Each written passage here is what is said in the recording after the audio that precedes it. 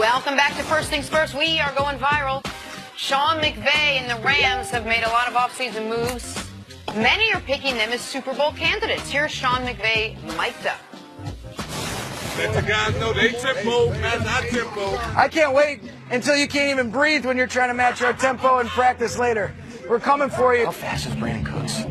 Oh my God, wait till you see this. The one that he caught up this time. Was that awesome? How about how fast Cooks looked on that strike? How about how fast Cooks is? Oh, was that awesome? Oh, gosh. When he takes him, you'll have it. Just a nice three-step, boom. There he is. Be body shot. We'll move the chains. Hey. It's nice. How about that week just rolling back? See how mad Wade gets? Oh, yeah. Bring it up. Everybody bring it up. Bring it up. Bring it up. Bring it up. Good day one. Let's come back day two. Let's not be lackadaisical. Let's come out firing tomorrow on all cylinders. Then we'll get a little bit of a rest on day three, and we'll cap off the week the right way. All right, but that's a great start to the week. Jared Goff, get a breakdown, big fella. Good job, fellas. Good job. Good work. Keep building. Let's go. Family on three. 1, 2, 3. Family! I thought that was like a full season. It's like a full preseason, like 2 weeks ago. All right, good. That was the first hour. Now let's get ready for the part of next. Hard Knocks that you love. Exactly. Would you like playing for MC? Oh, yeah, absolutely. I love that he took the personality as a coordinator and the young energy. He reminds me of a young John Gruden. That's when he came into coaching, he was that way, that bright offensive mind, that energy that's infectious among teammates. Like when you're even a veteran player, like you love to see that energy in a young coach. But it lets fans see what the OTAs. We hear about OTAs a lot. OTAs are just like regular practices without all the pads. So that's why you see so many injuries. That's why you see the holdouts. That's why guys who don't have long-term contracts are holding out, because you can get hurt. That's physical. They move very, very fast in exciting times. What? Anything? The Rams you mentioned the injuries. A D end for them actually tore his ACL just today, or yesterday at the OTAs. And so I was going to mention it, but then I thought it'd bring us down, but then I did it anyway, so I'll be better. Yeah, there goes Nick Wright. He knows how to kill a party. Mental note, do not ask Nick what when he starts mumbling. DJ kill a party. Time for some stories to start your morning, brought to you by Ace. My bad. Place. Clearly. We start with Tom Izzo. The Orlando Magic reportedly interested in hiring the Michigan State legend for their head coaching vacancy. However, reports came out yesterday that Izzo is staying put. CC, you happy to see Coach Izzo staying with Michigan State? Absolutely. And Coach, he loves to coach younger kids. Now, with the challenge of the NBA, would it be enticing? Has he thought about it professionally? Yes, I've had these conversations with him. Was it potentially enticing when LeBron was going to come back to Cleveland? If he had potentially known that LeBron was going to be there, Coach might have had to move off of Michigan State. But where Coach is now, the kids he has on that team, and personally what Michigan State is going through, I don't see Tom Izzo leaving Michigan State given all the turmoil and the instability with the president of the university, the athletic director, all the things surrounding them. Tom Izzo is a rock of that university, and they need him now more than ever. I think that last part's the key part, is that it would almost feel like he's abandoning the school that is who we associate Michigan. If you say Michigan State, to me, two names come to mind: Magic Johnson and Tom Izzo. Like, those are the two names we'll associate with him. They need him now as much. And he enjoys, him and his son, they watch the show, listen to the show on the way to school. He's in high school and everything. No, he wouldn't be able to listen to the show, watch the show. He texts Chris Carter twice a week, maybe. Yeah. Opinions on takes. He said, way to kill Nick Wright with that. Yeah, all right. He's no rival to UCC. It's a day that ends in Y, so another career accomplishment for LeBron James. He was named to the first team All-NBA for the 12th time, passing Kobe Bryant and Karl Malone for the most selections in NBA history.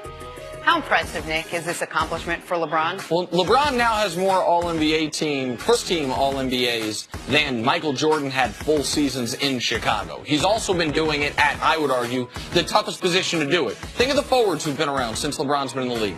Duncan, Dirk, KG early, Kawhi, Kevin Durant, Giannis as of late. And that group of players you mentioned, they had the power forward locked down. So LeBron's pretty much been going for 12 years for one spot. Exactly right. And so, and at the latter half, Kevin Durant's had one of them locked down. So it is the length of his prime. The only player ever to me that rivals it is Kareem Abdul-Jabbar. We've never seen a player peak this high, prime this long. And as a fan, not as a commentator, as a fan of basketball, I hope that we don't get tired of making these announcements, Jenna. This is the building block, too. Is LeBron James the greatest basketball player ever? This is one of the pillars. 12, 13 times first team NBA. How many championships? All these things, all the stats, they will add up. So let's not get tired because this is LeBron James' case. Yep. All right, good to keep in mind. Hey, if I told you that neither James Harden nor Chris Paul were outstanding in a pivotal Game 5 against the Golden State Warriors, would you still take the Rockets? You should have. Just like in Game 4, this came down to the wire, and the Warriors had the ball with a chance to win, but could not. Rockets pull off the win, 98-94. However, in the process, they may have lost Chris Paul. He had to leave the game with a hamstring injury. Could be a factor later on. Here is James Harden after the game. Can't explain it. We just can't talk about it. We just go out there and show it. We don't. We've been having that motto all year. We don't really talk a lot. we go out there and play hard and prove people wrong. That's all we can do up to this point as well. Game 6, we know the atmosphere. We know how crazy it's going to be. We know what's at stake. But we're going to go out there and just go and shoot our shots. And if they fall, they fall. That's a bonus. But defensively, if we lock in, like we've been doing, yeah, we got a chance. And that's what you were saying, Nick, is that regardless of what we saw offensively, they were so spot on defensively that they stayed in this game, and that was ultimately how they ended up winning. It's amazing, man. They shot 43 threes and made just 13 of them.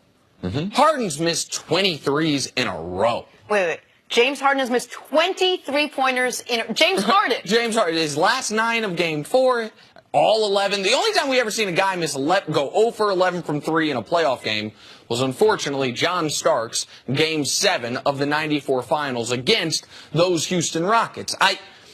Chris Paul didn't make a basket in the first half. Trevor Ariza made 1 shot the entire game. They're only playing 7 guys, and the 7th dude, Gerald Green, was unemployed 3 months ago. Crazy. And they beat the Warriors? Yeah. It was about defense, commitment to doing what they do, and not letting, as is so often the case, as is always the case with Cleveland, as had been the case in the past with Houston, as is the case with a lot of teams, our level of effort defensively directly correlates to how good our offense is going. So often you see teams lock down on defense when their shots are falling. The Rockets' shots were not falling. They locked down on defense despite that. I just think it's so funny, especially with James Harden. He's going to be the MVP of the league. They won 65 games. There's only 20 teams in the history of the league that have won 65 games. But Harden's like, no one believes in us. I love this fact. No one in sports believes in them. The Warriors, don't nobody believe in them. Cleveland, don't nobody believe in them. Boston, everyone's the underdog. Everyone is the underdog. So it's amazing how all the players are looking for motivation. And Houston, they need no more motivation to looking to the intangibles. You mentioned they only played 7 players, but those 2 subs that they did have come in, Gerald Green, if he doesn't hit those 3 threes early, they're not in the game. Because you mentioned CP was not playing well. Harden didn't shoot well. And if they don't have Eric Gordon, offense, defense, and the big shots that he hit late in the game, the runner that he hit, the 3 that he hit, they're not in position. So when they changed this roster, the depth for which they got, we talked about their assistant coaches being one of the defensive specialists. That's changed their defense, but their defense saved them. You give up 22 points to the Warriors. Sure. They held them to 45 points in the first half, but now you hold them to 49 in the second. After the barrage of the third quarter, we know they're legendary for. So everything is about these 2 other players who played that gave them invaluable minutes and the way that they play defense as a team. In the fourth quarter of Game 4, they allowed 12 points. In the fourth quarter of Game 5, they allowed 22 points, like you mentioned. And I want to give D'Antoni credit for something, because they haven't changed the way they play offensively. But between Games 3 and 4... They even doubled down before this game. D'Antoni said going into the game, we're going to shoot 40 to 45 threes. He didn't say it publicly, but he said it to the team. They did that. They just didn't make them. but they changed the way they're guarding the Warriors between games 3 and 4. They're not switching everything. It's a small adjustment, but when you don't switch everything, the Warriors, they don't have the ability to slip these screens and get easy layups. So not only do the Warriors shoot from the 3 really well with the shooters, but they get more baskets at the rim than any team in the NBA. So it's not the totality of the threes. It's the passing game, it's the picking, it's the faking, getting to the hole, the combination of them. What a wasted opportunity for the Golden State Warriors, who will not have another opportunity to see James Harden go so cold and CP3 struggle so hard at all, I'm sure, in this series. And now at the end of the game, you see that they lost Chris Paul and to a hamstring injury, and you wonder how that factors in. And if he can't play, what Houston's game plan is. They can win one game. I watched the San Antonio Spurs in Game 6 of the playoffs last year against Houston not have Kawhi Leonard and beat Houston soundly in that game. You can always win one game. And I thought this was going to happen yesterday, the Rockets' three-point barrage. 21 times this year, the Rockets shot at least 40% from 3 in a game, which is kind of crazy given how many threes they shoot. 21 times, for a quarter of their games. They haven't done that yet in this series. They haven't had a game yet in this series where they've hit better, 40% or better from 3. I think that could come even if Chris Paul's not playing. I think that could come if Chris Paul's not playing, Ryan Anderson gets in the rotation. Yes. He's not a great defensive player, but he's a sniper.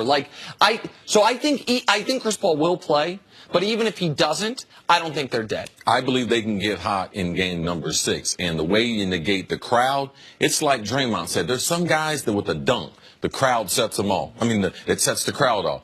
Man, Houston, that three-pointer, that negates that crowd there in Oakland. So if they hit them for the three-point barrage in game number 6, that's how they get the win if Chris Paul is even ailing. All right, let's move on to the Eastern Conference Finals. Game 6 tonight in Cleveland. Boston won Game 5.